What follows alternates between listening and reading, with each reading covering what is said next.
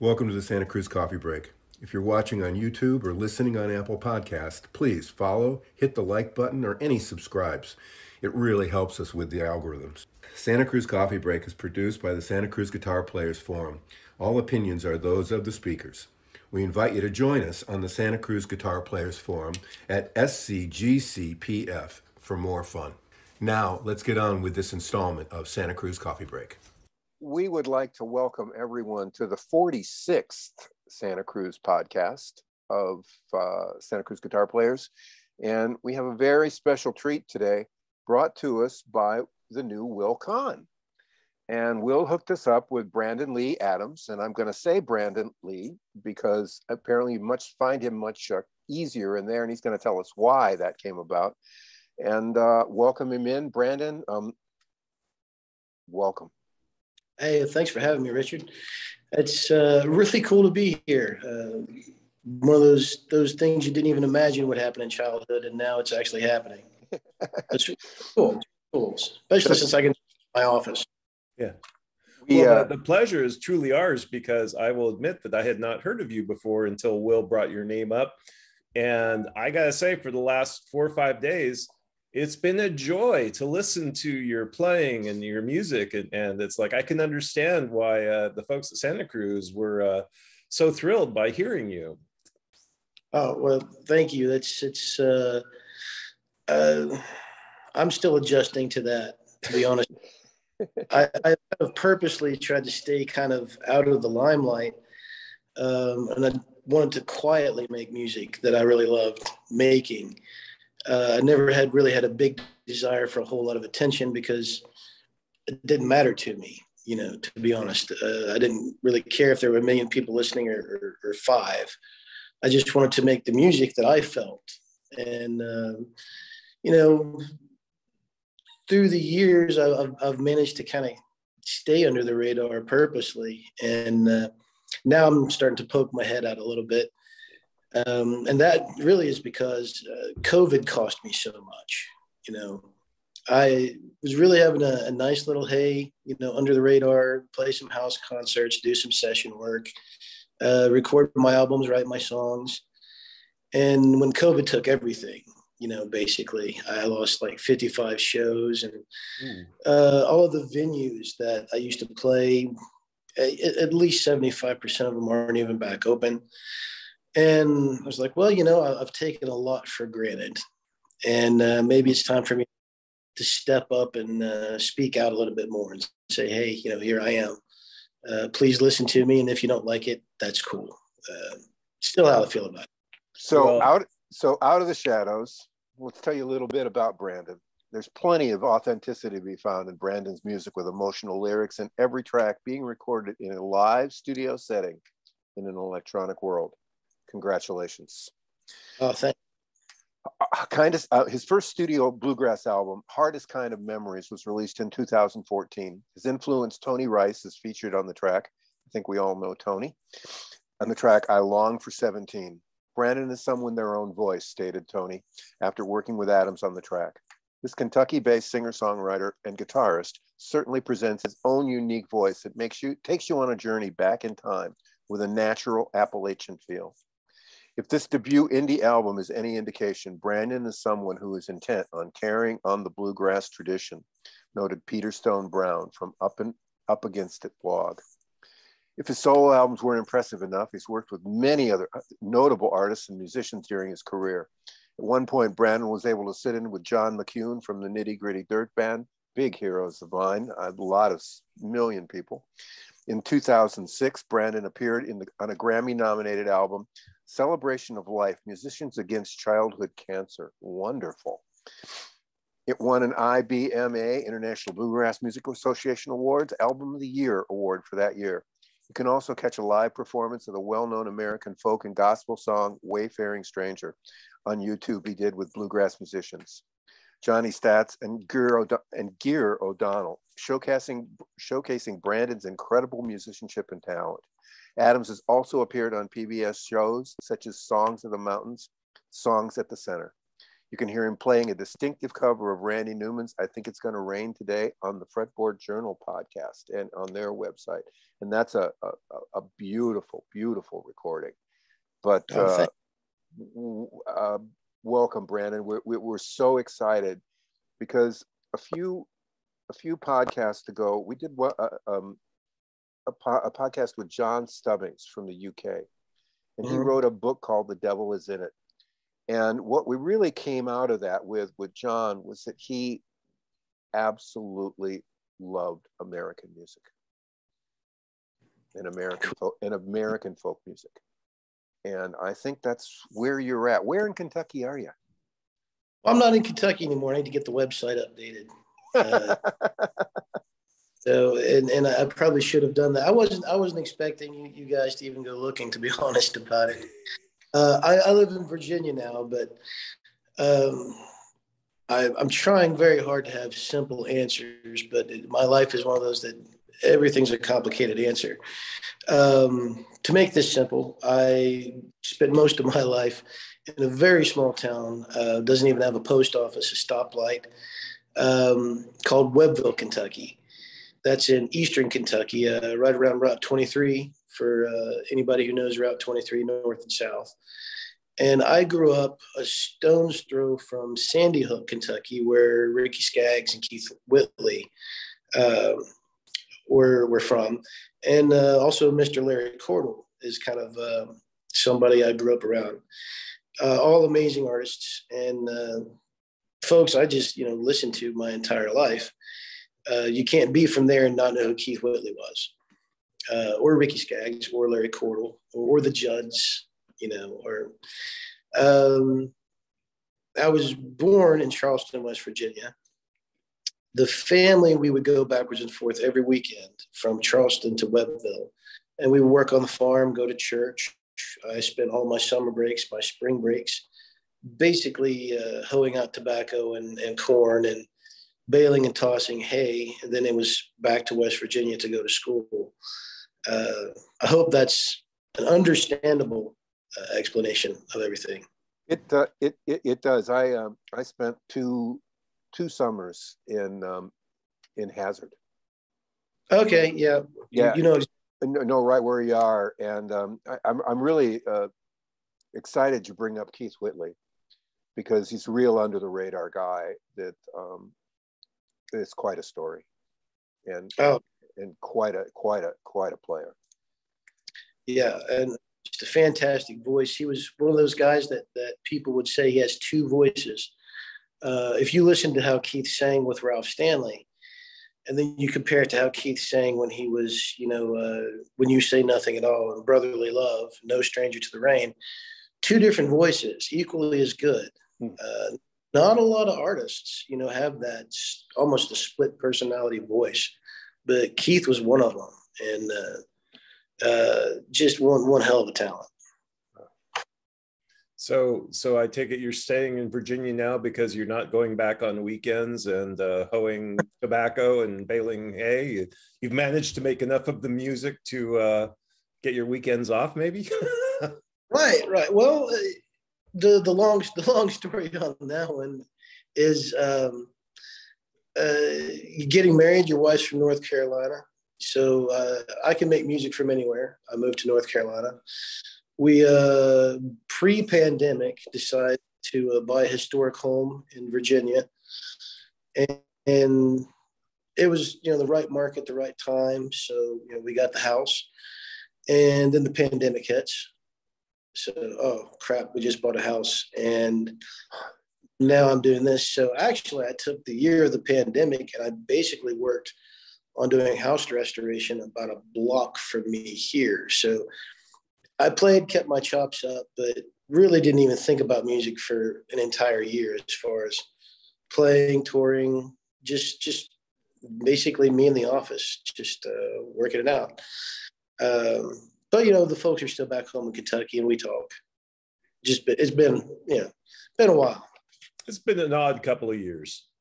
It really has. It's been a big adjustment. Yeah.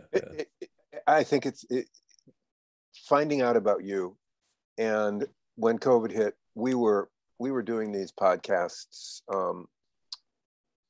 we were doing them live at Santa Cruz Guitar, and the only thing we were doing was Richard or somebody from Santa Cruz Guitar. And we were doing them live, and they were okay. They didn't really have a lot of voice. And when COVID hit and SCGC just basically shut down, you know, until everybody figures out how we're gonna deal with this world, we decided to take them live to Zoom. And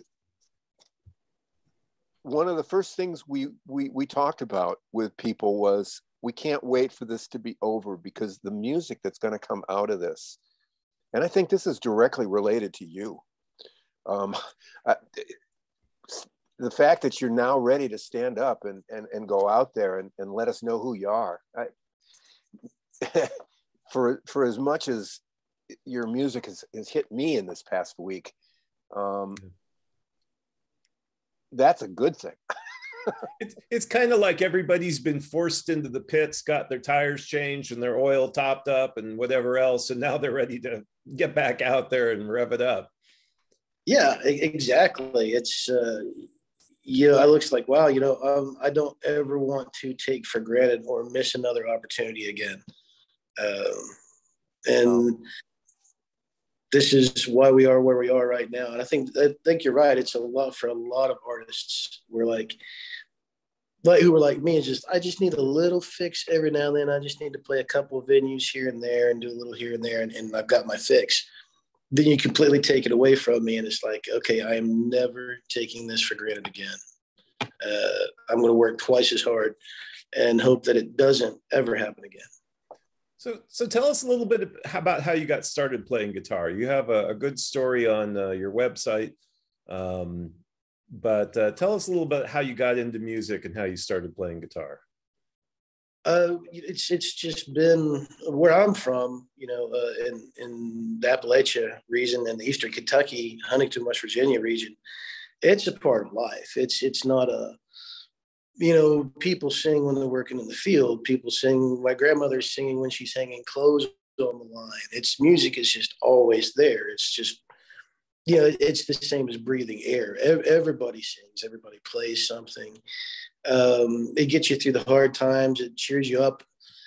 And for me, I was always just singing, and I was always pretending to play. There was always a pretend stage, and the tobacco stick was a pretend guitar. And I was big into Scooby-Doo, and Jerry Reed was on the Scooby-Doo show. And like, oh, wow, that's a really cool thing. So I started listening to Jerry Reed. And right around 8 or 9 years old, it's, you know, I wouldn't just guess that's just the age. I heard Tony Rice's Church Street Blues album. And it was like the skies opened up and the rays of sunshine were shining down. And like, I have to do this. I don't care what, I have to do this. So a little kid, you know, I got I think it was a $5 yard sale guitar. And I'm 8 or 9 years old, and I'm dragging it around the yard, and I'm sitting down and I'm beating it to death. But I'm singing those, you know, Norman Blake tunes from the album, and you know, the Bob Dylan tune on the album. And I'm sitting there like, wow, I just have to do it. So that's kind of really the genesis of me wanting to play guitar, was basically wanting to play the Church Street Blues album, if that makes any sense.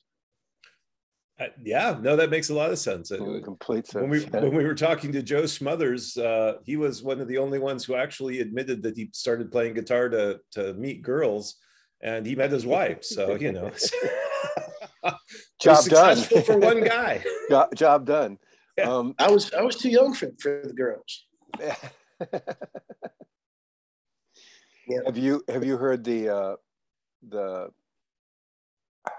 and I don't know why I'm so blank on it right at the moment, but have you heard the remake of that Chris Steele has done on Church Street? Yeah. I saw that live. I saw that show live. It's unbelievable. What they did, I think Tony would totally be proud of what they did with that. It's brilliant, just brilliant what they did with that. The story behind what they did and how they did it, and that is really unbelievable. But to watch them perform it live, I never got a chance to see him. Right. You know, not from our part of the country. You know, very often I never got a chance to have that opportunity. But what an honor to him. How'd you guys meet? How do you meet your 8-year-old Scooby-Doo hero? When, you know, I you know, it all seemed like dumb luck. I remember the days of MySpace. If you guys can remember MySpace, it was a really cool social media music platform. And I uploaded a bunch of my music that I'd recorded to MySpace. And, you know, I'm a real go-getter, do-it-yourselfer. So I'm sending out all these friend requests, you know, and here is Tony Rice on MySpace. I'm like, it's probably not Tony Rice. So, you know, do it anyways. And what he accepts my MySpace friend request. I'm like, oh, that's cool. Somebody pretending to be Tony Rice's, you know. And then you do the little messaging. Excuse me, sir, I don't really know how the conversation even went, but he actually took the time to listen to the songs that I had up there. And we started just simple backwards and forth conversations because I'm like, this isn't Tony Rice, you know. And then after maybe a month or two of the back and forth, and not in big gobs, just a random hello, how are you? I said, would you ever consider recording with me? And the answer back was yes. And I'm like, well, that's really cool. Somebody pretending to be Tony Rice said, record with me. But I kept it on the back shelf, you know, because I still was working a day job and playing wherever I could play. And then, you know, the time came down to it where this thing clicked in my head, said, you know what, let's make this happen. You know, let's find out what we have to do to make this happen. So I say, okay, well, I've got a song that I would love to record with you. I'd written the song I Long for 17. And I wrote that song thinking about the Norman Blake and Tony Rice albums, those Blake and Rice albums, and thinking, you know, what would be a cool song that I can write that would be Blake and Ricey or Church Street Bluesy. And that song came out. And then dumb luck, you know, hey, so I've got a great song. Do you remember me? And would you care to, you know, how can I get in the studio with you and record this? And lo and behold, he sent me his booking agent at the time was Keith Case and Associates. He sent me Keith Case's phone number. He said, call Keith Case and let's set it up. So I called Keith Case, and some months went by. So this took, you know, several years of doing. It wasn't just, you know, overnight. And then I got a phone call about 6 months after with some dates. And I got a phone call from Keith Case saying, Tony wants your number. And I'm like, sure, Tony Rice wants my number, whatever, you know. And I remember I was teaching at the time. I was a guitar teacher and gigger, you know, kind of like most of us, you know, trying to make a living making music. And I get a phone call on my cell phone, and it's, hey, is this Brandon? I'm like, yeah, who's this? This is Tony. I'm like, whatever, you know. This is not the time to joke around. So I put it on speakerphone, and lo and behold, it was Tony Rice. And we set up the studio session, and then the rest is history after that. So had you sent him the song, or had you played him the song? And No, he just kind of went from my previous work, because I just told him, hey, you know, I've written a song that would be perfect for you. And we cut that sucker live. He heard it that night in the studio was his first time hearing the song. Wow. And we've got I've got about 3.5 hours of just me and Tony, just two guitars and my vocal. Oh wow. That's got to be incredible. That's yeah. For about the first half hour, my right hand was shaking so much I couldn't play. There's about a half hour of me apologizing for not being able to strum a C major chord. And probably the greatest learning experience of my life was sitting in that studio with Tony, and he barely said 3 words while we were recording, but it was the things he didn't say, and the things he would say, like, that was good, but let's do it again, or that's a good take, let's do it again. And I'm thinking to myself, well, I thought that take was really great. Why aren't we doing it again? And probably it was the fact that I wasn't counting measures because I was too busy trying to breathe correctly next to the great one, but still, probably the coolest musical thing I'm ever going to do for the rest of my life. I think you're a little young to make that call, but that'll definitely be up there amongst the top 3 or 4 for sure.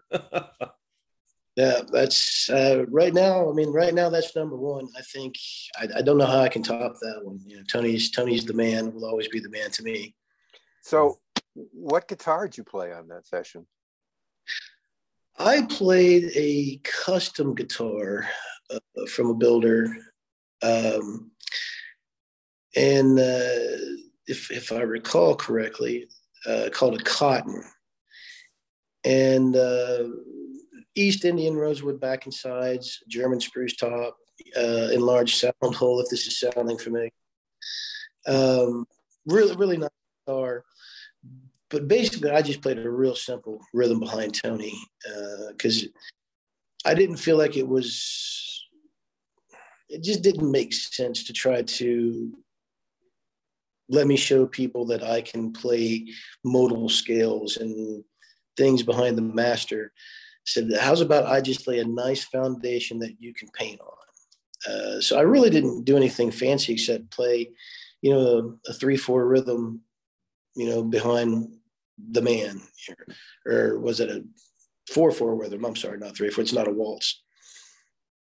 But I don't play the song often anymore. Without Tony, I kind of don't want to play it. Do you remember what guitar Tony played? He played the old Martin. He played the antique. And when that thing came through the ears, I remember I had my headphones on, and when that thing came through, it was like I almost wanted to cry, because it's like that's it. That's the tone. That's the everything that I've been listening to my entire life, and it's now sitting exactly to my immediate left. It was a real come to Jesus, evening for myself. Wow. And really, if you guys would like, I get to like the entire story of that day, which I would say I'd love to hear it. Yeah, and it's our show, so we'd love to hear it. And yours, Brandon, and yours. Hey, it's one of those things where I thought about, should I write this down? Should I blog it? But it kind of goes to attest to just what kind of person. I am blessed enough and lucky enough and truly, truly lucky enough to get to say that Tony wasn't just the master. I mean, he was a fine human being. He was a truly, truly beautiful person. So the day of the recording, it was at Abaya Studios in Kernersville, North Carolina. It was a studio that Tony had handpicked to record in. And I was in Kentucky at the time. So some buddies wanted to come along with me, and I'm all about, hey, if you can give back to somebody or let somebody share a moment. And I always feel like if you can help or if you could be a blessing to somebody, it always comes back to you tenfold. So we load up in the van and we get to driving towards Kernersville, North Carolina. And right around Bluefield, West Virginia, the transmission light comes on and smoke starts bellowing up from the hood. We coast the van into the Virginia rest area and stop. And I'm looking at my watch. I'm like, I am 3.5 hours away from recording with my lifelong hero.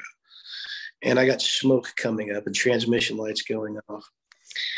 And I have no clue how to handle that. I said, you know, the only thing going through my mind as well, that lost a van, I guess I have to hitchhike because I'm not missing this session. So I grabbed a friend's cell phone, my cell phone. I had 4 lines going at one time. One line was to the studio to say, can we push the session an hour? Because I wanted to give myself a little extra breathing room. On the other line is Tony saying, I'm dropped my transmission and I need to push the session an hour. And he's like, well, man, we can reschedule this. I said, I have waited my entire life. We are not rescheduling this if I have to hitchhike. The other phone was to Enterprise Rent-A-Car. And on the other line of the other phone was the local tow truck company so that they could tow the van into Enterprise Rent-A-Car. So I load up into the tow truck, get to Enterprise, which thankfully was just right around the corner, get a rental car. I have no clue what I'm going to do with this van the next day because, you know, I am 2 states away and I have no way I'm going to be able to afford a tow bill from 2 states for this stupid van. But I don't care because I've got to get to this session. I've got to record this song. It just has to happen. And we get in there, get into the studio a little bit late, and we go through the session. And I think one of the things Tony asked me, he's like, "Man, are you all right?" I'm like, "Yeah, I'm fine." He said, "Do you need a shot? You know, there might be some whiskey around here. Or, you know, you look like you're a little bit stressed out." I said, "Man, yeah, I'm a lot bit stressed out." He said, "Don't worry, 100 years from now, nobody's going to care about any of this." Like, yeah, you're right. So let's go record with, you know, your lifelong hero. So we got through the session and really just some really amazing, tasteful, great takes. And at the end of it, he asks me, he said, "By the way, how much money did Keith Case tell you that I was supposed to get for this session?" And I said, "You don't know?" He said, "No, I don't know." So I paid him, and he looked at the money because I've always believed if you can pay a musician cash, pay them cash so they can hide it. He looked at it and he gave me half back, and he said, "This is my donation to your cause." And that was the end of that night. We had a friendship ever since then. So it was worth dropping of the transmissions and the tow trucks and the just the sheer amount of worry and stress. I literally thought I was going to have a heart attack, but it was worth every minute of it. Well, don't worry. We don't allow any IRS agents to listen to our podcasts. Thank you. Yeah. Thank you very much. Yeah. I know we have that blocked. We figured out how to do that in the past couple of days, so we have that blocked pretty well. What a tale! I hung up on Neil Young.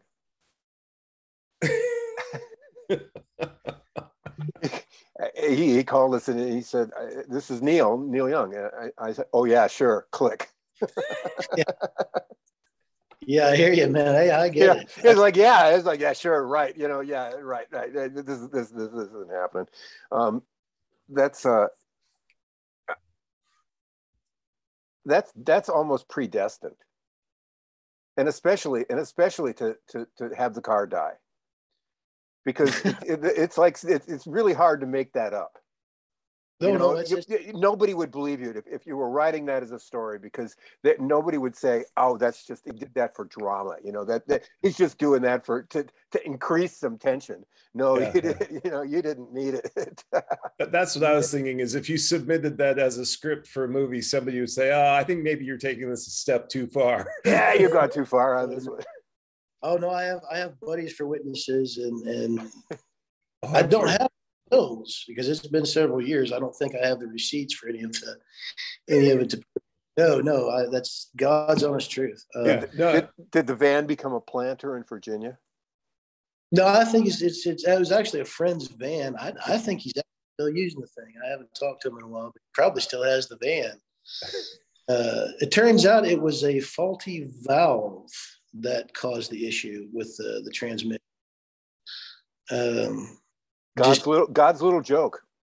Yeah, exactly. Yeah, just really God's little joke on that one. I get that. Since you are recording, are you doing any recording yourself at home, or are you studios for that? And could you give us a little insight on how that works for you? Well, I will say I did release an album in 2018 called Time That I Was Leaving. I did that for a small indie label. And COVID kind of took that, it did everything to everybody. So we might as well say that 2019, 2020 belongs to, COVID. We charted 3 songs off the album, and or I charted 3 songs off. I say we because the label was involved. But really, really happy about it. But you can't really promote a lot when nobody's venturing out. So I was proud of that. I was proud that 3 songs that I had written made it to the National Bluegrass charts, and just wasn't able to tour and promote it. What I do, actually what I'm doing now is I am in the midst of filming season 1 of a new television show called The Life of a Musician for several PBS stations here on the East Coast, and starting to release nationally in January of next year. And I've already interviewed Sammy Sheeler, John Jurgensen, Larry Cordell. I've got John McEwen coming to the house here in a couple of weeks. Carl Jackson. Wow. Really, really excited about that. I'm excited to sit down with the guy. And it's like what we're doing here. We're just having a conversation. Only my show, we're adding, live musical performance in a one-on-one setting, me and the artist. Sure. That sounds great. How did you land into that? That sounds really amazing. Dumb luck. Okay. My entire career has been nothing but luck, I swear. No, I've been on PBS a few times, and once again, another COVID thing where I was like, my gigs aren't happening. So the local PBS here in this area, they were fans of my work, and we did a sit down meeting, and I decided I'm going to executive produce, and host my own television show. And they said, "We love it. Let's do it. Now go make it happen." So this is just another incredible thing coming out of COVID, basically. Right. It's just, I was raised that you have to work to eat, and there's no such thing as you can't. If you're willing to work for it, you can make it happen. And though I'm not working on restoring houses, but though I'm not working, a labor job or a job that requires, a lot of work, I still try to apply that work ethic to everything else I do, be it, playing my guitar or writing or recording an album, or, it doesn't have to be a physical job to still have a good work ethic. And I think that right there is maybe the difference between me and others. Is I will work 18 hours a day, 7 days a week, and other folks maybe not. At least for me, that's proven to be how things happen. It's just stubbornness and hard work. So I'm intrigued with you're doing this production in your house. I mean, admittedly, the technology and the products have become more accessible, more easy to use. How are you setting up, and how are you doing this? I mean, no, we're shooting the show in several locations. PBS is providing a film crew. There you go. Okay. There you go. So we're shooting this in several locations with the lighting and the film crew and the mics, and it's actually really professional, which I'm not used to, but I'm getting used to fast because I have to. But yeah, I'm really enjoying it. But to go back to your question about, or do you want to stay on this, or do you want to go back and answer the recording studio question? Well, it's all together. Yeah, You're driving. Oh, cool. I'm things. I have one of those minds that likes to jump. You're driving. So to go back and answer your question about recording studio settings, I have done probably every kind of. I for 20 years I have been a musician, but I've also been a tree climber and a welder and a drywaller and a house painter and house scraper. I've always approached anything when it comes to recording is if I'm going to bust my butt, I want it to be how I want it. So I like live. I like to have the band in the studio together. And you need isolation booths so you don't get bleed over into the other mics. And if you can write charts and get everybody on the same page, or even send demos out to the other artists early so they can show up with their own charts. And when you cut, try to do a full band thing, even if you're going to sing a scratch vocal, still have the full band in there with it. And if you need to replace something, do like a full band punch, instead of an isolation, spot. It's more expensive that way, and it's harder to do it that way. Especially when you're dealing with artists like, Scott Vestal was on that Hardest Kind of Memories album. And I don't play with Scott every day. We'll talk on the phone, but if I play with him once every couple of years, so it's tough to do that. But I like, for my music, I like it to have almost on the edge of unfixable. And because you can find a lot of beauty in the almost mistakes, or those spots where like, oh, I'm about to hit the wall, save it. You can't recreate those moments because they're just magical. They're rare. And a lot of times you're going to hit the wall and totally mess up, and then you got to do it again. But those one or two spots where it was really magical is worth it to me. It is not cost effective by any stretch of the imagination. If you want to save money and still get a very good product, use a click track, lay down your basic stuff, go in over top of that and do your solos over top of that to that click track.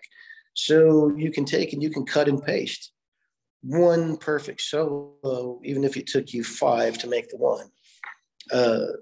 And that saves a lot of time, and you don't have to be present in the studio for that. I can sit here in my home and use GarageBand, and other artists send me their tracks, and I can go over it as many times. And I usually send people, here's 5 takes of your song, and you choose which one of the 5 you like.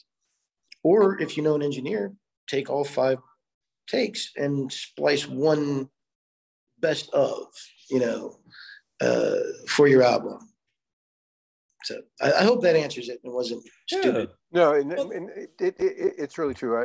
I started in the studio in the mid 70s and worked in pretty famous studios until the late 80s, and really got to see that.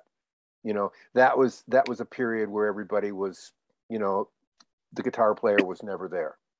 And then the guitar player would come in for 3 days and do his overdubs and things like that. And, and a lot of times the band wasn't even talking to each other. And, it just really all that stuff. And then you look at Get Back, the Beatles Get Back. Oh, yeah. Yeah. If that doesn't blow your mind from a recording aspect, because first of all, they have absolutely no isolation in there. Oh, yeah. They have a live PA in the room so they can hear. That's great. They have a live PA in the room So and they got 4 tracks. And they got 4 tracks. It's 2 mics on Ringo, you know. Yeah. But yeah, I'm not. That's it. There's life in it when it's live. So exactly. So Brandon, you mentioned GarageBand. What kind of a rig do you use for your home studio or your home recording? And is it the same that you use if you were to go out and play live? Oh no. The GarageBand is just simple, whatever comes with the Mac GarageBand, because I don't have to worry about recording with Taylor Swift or, you know, Alison Krauss. Not yet. I am not on that radar or level. But I set up a biodynamic Fox mic. It's a USB mic that plugs directly into the computer. And it gets a really good sound. I can listen to playbacks, and that's just for, you know, folks who don't have the money or want to spend the money to pay me to come, you know, 7 hours away. It doesn't make sense to do it in any other way. When I go out and play live, I just got these in. I got a matched set of ear trumpet Edwina. Oh, mic. Stop it. Would you like me to do? We know those mics. Yeah, you're talking to a mic fanatic. I used them about 6 years ago with Jamie Stillway and Eric Sky up in Portland, and I was in love with them then. And I was like, you know, I thought I was kind of a hot guy, and I said, can I get a deal on some of these? And they said, well, you know, we don't really give deals. And I'm like, oh, you know. And then I started listening to those microphones, and holy cow. They are absolutely fantastic, and we use them on the TV show. I use them in the studio setting. I was just in DC this past 4 days at Blue Ribbon Studios in Falls Church, and I used them. They're fantastic. It's just what you want when you want to hear authentic acoustic. Just this is what it sounds like. Wow. That, and I play my TRP, and I've got an Anthem, LR Baggs Anthem DI in it, but I try to keep it as pure acoustic as humanly possible, unless the situation dictates I shouldn't. Just getting to see Bella Flex Bluegrass, My Bluegrass Heart, and all these guys working around that one microphone. There's something real authentic about that. You know, it feels right to watch it.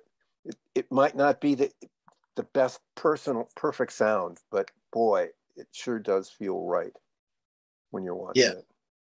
It's just what goes through my mind is like, man, this is what Pat Klein was doing. You know, this is what Grandpa Jones was doing, or Elvis Presley, Ray Charles. You know, we didn't have any of the technology, but man, we had the mics. We had the mics.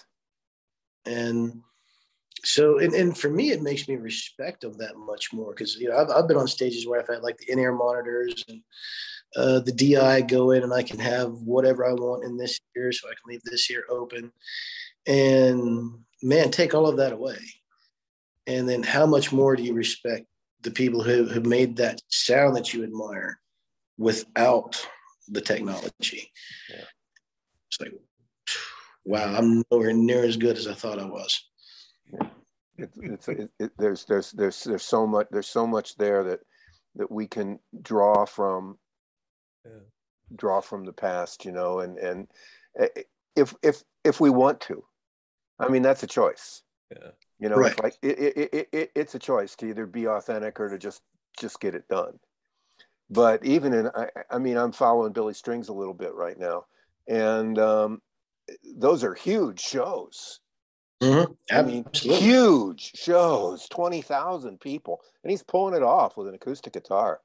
You know, That's exciting to see. You know, that is really exciting to see.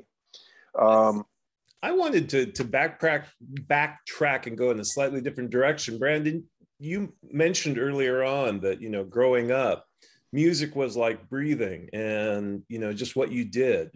And when you said that, it made me realize that that was kind of how I felt about listening to your albums and your songs. There is something so natural about them. They sound like stuff that you may have heard 1,000 times, like it's in your genes or in your blood, but it's new and it feels right. How do you approach songwriting? How do you approach the process? Well, I'm sure. Sorry that there's not going to be an easy answer to this one. A lot of times they hit me out of the blue. A melody or a feeling, you know, or a hook line, or however they happen. And I say that because the music's already, the music is already out there. The music already exists. It's just a matter of connecting to it and putting it all together. It's been there for eternity. It's just a matter of taking the time to put it together. What I like to do, like I guess like simple little things would be, I don't like to say the same word twice, you know. Or I don't like repeating lines. So I try to look for a different way of saying the same thing. And I usually write the melody and the lyrics together. I'm not very good at just writing lyrics without a melody. They all kind of happen as a bunch in my mind. And a lot of times I'll be doing something completely different. Like when I wrote the title cut for my last album, Time That I Was Leaving, I was fixing a fence line in the middle of a field while a train came through. And I'm pulling this fence line, and that train's blowing, and I just get in my mind, well, it's time that I was leaving. I can hear the whistle moan. And I'm singing that to myself all day long, you know, as I'm working on that. And and I didn't have chords for it, but I had the melody and I had the feel and I had the start of the song. So it wasn't until I put my guitar in my hands that I actually knew what the chords were.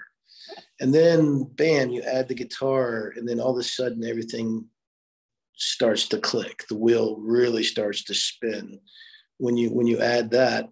And so if you can get the heart of the song, if you can get that heart, if you can get the melody and the feel and the chord structure that you want, you can take, and that's your clay. You know, you've got the outline in your clay. Now you can take your time with it. So you've got your feeling, you've got your message, you've got what you want to say. But now you can do things like, okay, we want a solo here, so let's knock that off. Or how do I want to say that particular line? Or you've got it all written down, and you read it back and you say, it doesn't really flow. It doesn't really flow lyrically. What is the simplest way that I can make that work within this melody? So some of them happen 15 minutes, you know, then I've written songs that took a decade to write. But that's the best as I can explain it, if that makes any sense. It makes perfect sense to me, because it's really unusual to get a chance to talk to somebody that is as in process. And I think that you are in process. And why I say that is I wrote you a question about your picking style.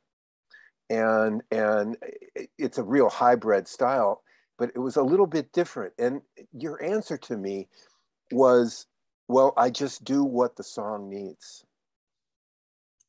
Right. It's just situational. and that is, obviously it reflects in your songwriting. It reflects in you as a person. I mean, congratulations. Well, thank you. Uh, to me, I just believe in keep things simple. You know, if the song needs this, then give it that. You know, and then sometimes giving it that means requires a little bit more work than, you know.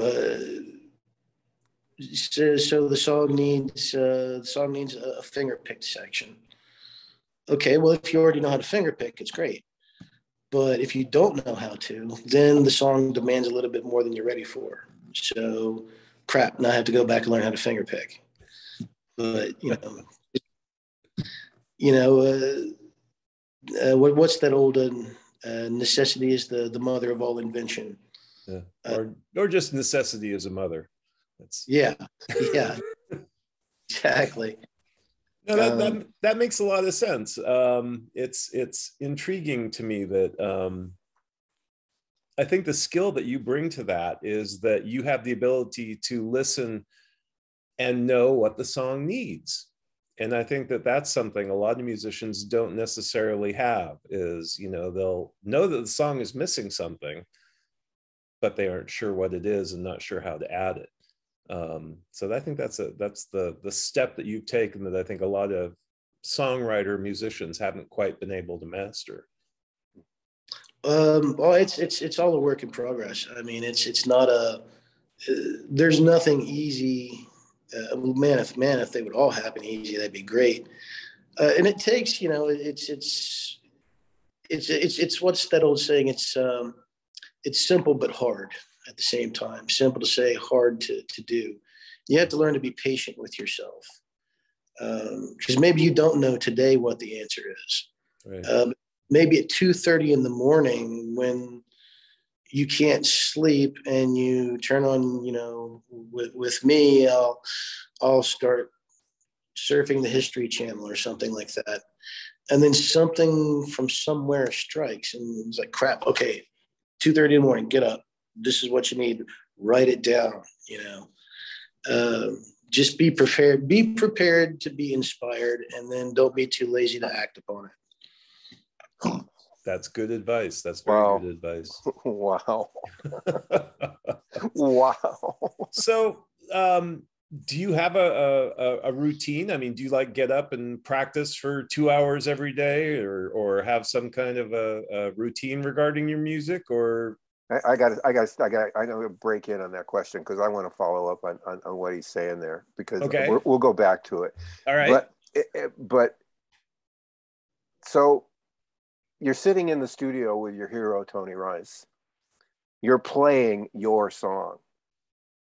Did you have any hesitation in your mind? Like, oh, is this right? I mean, are you second and third guessing the whole thing? Or were you just confident enough that you had a great tune and you were just going to go there? Oh, no. It was the song I knew was perfect. I had 100% confidence in the song.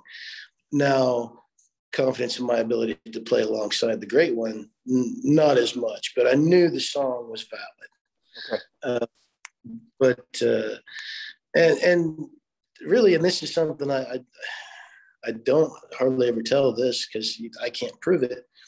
But at the end of the session, Tony wanted to actually record that song with the Rice unit. Didn't get to happen because he retired before he went back to the studio. But I knew in my heart that if Tony heard this song, he would love it. I had no clue if I was going to be able to play it or not, but I knew if I could just get enough of it there, I got it. I'm sorry to interrupt, Tad. No. Absolutely. That is great follow-up. I mean, I know that I would be way too intimidated.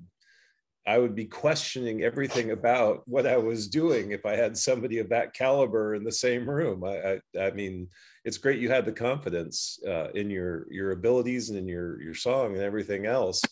Yeah.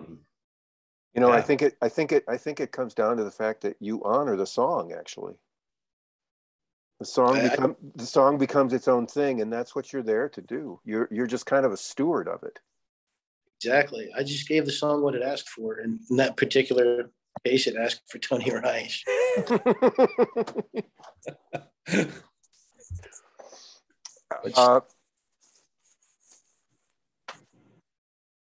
What's on your CD player right now? In my CD player right now, well, I do like most of the kids do now. I have like playlists, like, you know, the Spotify playlists and stuff. I am big into listening to Sarah Jarosz, big Dave Matthews, Tim Reynolds fan. I think what else is in there? Crooked Still. I'm listening to a lot of Crooked Still. Anything Rice is in there. Like, I think the last Rice album I had pulled up was Mara West. Who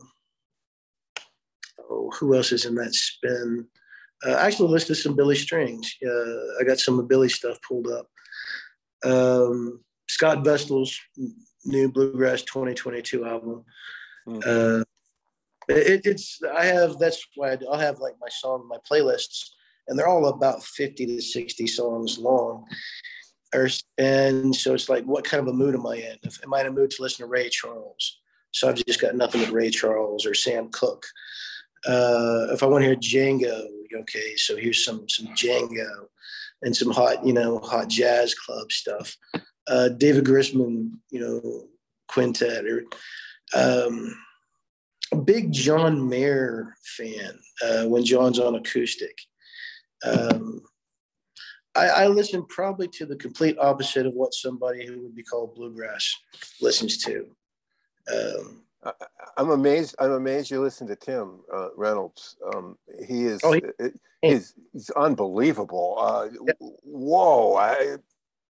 I had some access to that team and was part of that when he and Dave toured that little thing by themselves. And there were nights where I thought I was listening to a guitar being played inside a beehive. Wow. Because it just, his playing was so unbelievable. And his imagination, his knowledge of it's everywhere.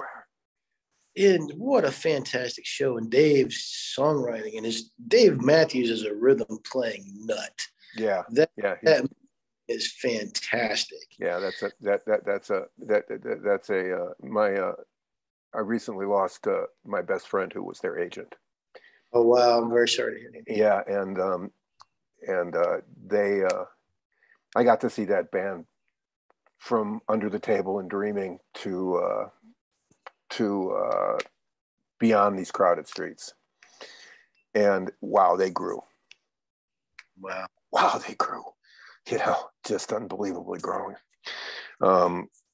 Pure music. Yeah. Pure music. Is he your neighbor there in Virginia? No, that'd be cool though, wouldn't it? Yeah, you got the winery and all that. Yeah. Well, maybe I'll get to play Dave's winery. I would be more the guy who warms up for the warm-up band for Dave. Yeah, I hardly think that. Yeah. Well, we heard about the PBS special that I'm actually excited. Hopefully next year we'll get a chance to see that. What else is in the future? I mean, what do you have coming up? I'm working on. I'm in my mind. I'm in the pre-production stage of another album. There's still some songs that need to be finished. But there will be another album, but I don't know. My dream is to make an acoustic album, basically, that doesn't have to walk the lines of any genre. Maybe this song is a bluegrass song, but maybe the next song is, acoustic jazz. Or it's really hard to make a living, and that's kind of what happens is they force you to pick a box to survive in. And the problem I have with that is not everything that comes out of me fits in that box. So you're forcing me to shave the edges off of the bird. so that it can fly according to what you want it to. And it never comes out a way that pleases me when that happens. So I think, maybe it's going to take me 5 years, but the next thing that comes out is going to be 100,000% exactly the way I want it to be. Whether or not I likes it or not, that's okay. That is art. What about touring? Are you going to be getting out back on the road at some point, or? Mostly, I'm asking to wonder if you're going to be coming out to California and playing in the Bay Area, perhaps. Make it easy on some of us. Yeah, I would love to. I would love to do that. Right now, the TV show is kind of taking precedent, but I would like to do, I'd like to do some like cool gigs. I'd love to come out, to the Bay Area and play. I'd love to go back to Ireland and play. And I'm talking to a friend about possibly going to Australia next winter. But let's see what TV does, because, man, I'll tell you what, it's a lot of work. It's a lot of, I's to dot and T's to cross. And I'm kind of learning as I go. And there are guidelines. You can say this, you can't say that. You've got to take, we're giving you a half hour, but you've only got 26 minutes and 45 seconds of actual time. And how do you fit your sponsors into that? And we edit. And there's a lot of work that, just what you guys know what I'm talking about. You've got to streamline it and make it fit. We don't have the constraints that you may have. We're a little more free form. No. See, this right here is the goal. This is the freedom. Yeah, this is really, you're really right about that. This is just, SCGC gives us enough latitude that we can really make it about what we want to make it about, and we want to make it about the players. And yeah, and I'll tell you, as a guy who's releasing his first motion picture on Wednesday, yes, there are a whole bunch of I's to dot and T's to cross. Yeah. And I'll tell you, I'm working with a new model in distribution. And when you said the thing about the box, when you take a film to somebody, or you take a project to somebody, whatever, film, music, whatever, always they seem to make you want to fit it into that box, or their box. And the people that I'm working with on this are actually letting me design my own box. Awesome. Which is a completely new experience. And also it's kind of like, no, I want to do that. I want to try that. I want to try something like that. Let's see how this goes. Let's try this. Let's try this kind of idea behind it. And I think that's coming to music. And I think that will come to distribution around us, around all of us, is that we will find a platform that will support us, and then they'll just give us the key. And it's an interesting ride, but I encourage you that it's out there for you. You'll get it if you keep looking for it. And I've looked for 2.5 years for distribution. When you find it, and it's right. Right. You're nervous of it because it's like, wait a minute, this isn't supposed to be, you keep going back and forth, but that's out there, Brandon. It is out there. And I can't wait to hear what you make. Oh, thanks, man. I really can't wait to hear, because I bet it's going to be earth changing. I'm just trying to keep it simple, man. Let's just make sure it's in tune and in time. There you go. Just trying to be real is what's important. In tune and in time. That sounds like what I frequently have to tell my band. Yeah, in tune and in time. Yeah, Brandon, you have been unbelievably gracious with your time. Oh, hey, well, I'm having fun. So thank you very much for having me. It means the world. I'm really grateful. Yeah, we are too. we are. Yeah, and if you ever do have an opportunity to make it out here to the coast, know that you have friends who will help put you up and whatever you need to give you a chance to show off your talents to all the people out here. Yeah, I'll hit the guys over at Cruz and say, hey, have me at the next party. That's the Christmas party. Awesome. And I'm always, if they do it this year, if they do it Christmas party this year, that's a pretty big fun time. I'm in. Yeah. As long as I can get on the plane safely. There you go. We still have to wait and see what that eggnog recipe is. Yeah, we do. Brandon will let you know, as this is probably going to go up on Tuesday. Okay. So we'll let you know when it goes up and things like that. And again, thank you so much for this. Really, opening your heart. Yeah. No, and we'll make sure there are all the links to your website and to all those other things. I don't know. We never really talked about the fact, but we'll have to put in there to make sure people look up Brandon Lee Adams. So yeah, we'll get it in there. Yeah. So, but have a wonderful afternoon. Thank you so much. Hey, thanks, guys. I stay in touch. You know, let's just call me on a Tuesday kind of thing. Got it. Sounds good. Sounds good. You got it. Thank you, sir. Be well. You too. Bye-bye. Thanks. Bye, guys. We hope you enjoyed this installment of the Santa Cruz Coffee Break. For more music-related fun, please join the Santa Cruz Guitar Players Forum at SCGCPF or santacruzguitarplayers.com. If you have any questions or possible podcast topics, please contact us. If you have a product or service that you feel would be of value to our listeners, please consider adding your support and keeping the coffee pot on. Contact us for more information. We ask that you hit the like, follow, bell, or bookmark buttons so we can keep you informed of upcoming podcast episodes. We hope you enjoyed Santa Cruz Coffee Break. Now it's time to go play your guitar.